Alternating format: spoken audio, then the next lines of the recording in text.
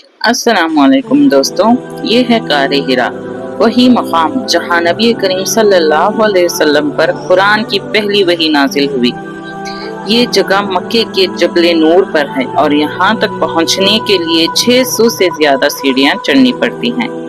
इसी गार में फरिश्ता जिब्राईल अमीन अलैहिस्सलाम आए थे और कहा था, इक़रा बिस्मि रब्बिकल्लज़ी खलक़, पढ़ो अपने रब के नाम से जिसने पैदा किया। सोचिए, इसी चोटी से इस्लाम की रोशनी पूरी दुनिया में फैली। गारे हिरा हमें याद दिलाता है कि अपने रब के करीब रहना सबसे बड़ी नेमत है। ये वही गार है जहाँ से कुरान की शुरुआत हुई थी, यानी कुरान का सफर शुरू हुआ था।